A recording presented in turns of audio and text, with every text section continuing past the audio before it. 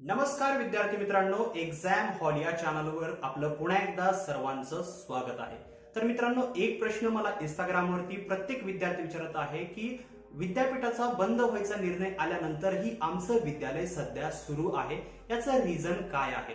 बऱ्याचशा विद्यार्थ्यांचे डाऊट आहेत, मी तिथं सॉल्व्ह केले, पण प्रत्येक विद्यार्थ्याला रिप्लाय देणे शक्य नाही, त्याच्यामुळे हा व्हिडिओ मी क्रिएट करत आहे। याला एकमेव रिझन आहे जे की आपण इथे डिस्कस करणार आहोत। हा व्हिडिओ एंड पर्यंत पहा। चॅनलवर नवीन असाल तर सबस्क्राईब नक्कीच करा। So let's begin. तर मित्रांनो, सर्वप्रथम तुम्हाला माहितच असेल, उदय सामंत सरांनी लाईव्ह येऊन आपल्याला ही माहिती दिली की आता विद्यापीठ जे असतील, मग त्याच्यामध्ये आकृषी विद्यापीठे, अभिमत विद्यापीठे, तंत्रनिकेतन विद्यापीठाशी संलग्नित सर्व महाविद्यालय 15 फेब्रुवारी पर्यंत बंद राहतील। 15 फेब्रुवारी पर्यंत जेही एक प्रकारे नियोजन असेल विद्यापीठाचं, ते सर्व पॉइंट्स त्यांनी याच्यामध्ये सांगितलेले आहेत। मग त्याच्यानंतर ऑफिशियल निर्णय तो आला, पण तरीही लोक जीआरचा वाट पाहत होते। ते का पाहत होते? कारण जेव्हाही निर्णय दिला जातो राज्य शासनाकडून, तो तिथपर्यंत एक प्रकारे कन्फर्म धरला जात नाही जोपर्यंत त्याचा ऑफिशियल जीआर आपल्याला पाहायला भेटत नाही। प्रेस रिलीज झाली, एक प्रकारे तो जीआर जो आहे तो रिलीज झाला, सर्वांनी तो पाहिला।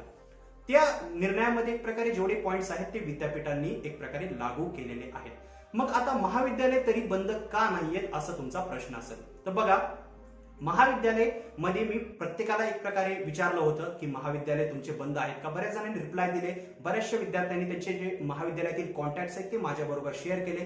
मी फोन लावून विचारलं एक प्रकारे, तर त्यांनी एकच रिझन सांगितलं तिथल्या एक प्रकारे जे ऑफिशियल्स आहेत त्यांनी, की आम्हाला अजूनही विद्यापीठातर्फे जे आहे ते परिपत्रक आलेलं नाहीये, दॅट्स वाय जे महाविद्यालय आहे ते अजूनही सुरू आहे। मग हे जे आहे ते बिगेस्ट रिझन आहे। बघा, राज्य शासनाने निर्णय घेतला, तो विद्यापीठावर लागू झाला। विद्यापीठे जोपर्यंत जीआर देत नाहीत, बघा राज्य शासनाने जीआर काढला, तो विद्यापीठाने पुन्हा विद्यापीठाला स्वतःचा जीआर काढला लागतो सर्व महाविद्यालयाला सांगण्यासाठी।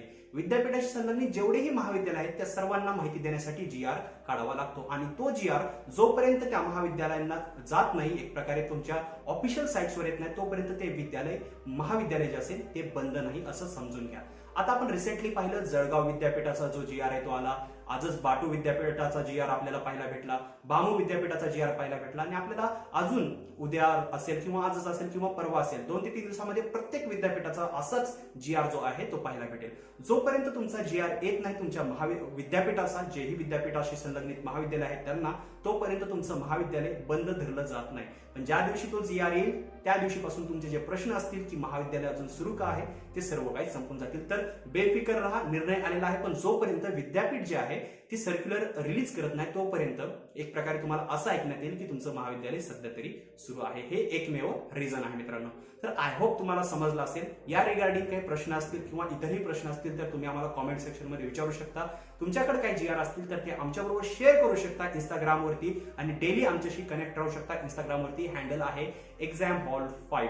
तर आय होप तुम्हाला हा व्हिडिओ पूर्ण आवडला असेल। व्हिडिओ जर आवडला असेल तर लाईक करा, शेअर करा, चॅनलला सबस्क्राईब करून बेल आयकॉन प्रेस करा। मी तुम्हाला मिळतो पुढच्या व्हिडिओमध्ये, तोपर्यंत थँक्स फॉर वॉचिंग।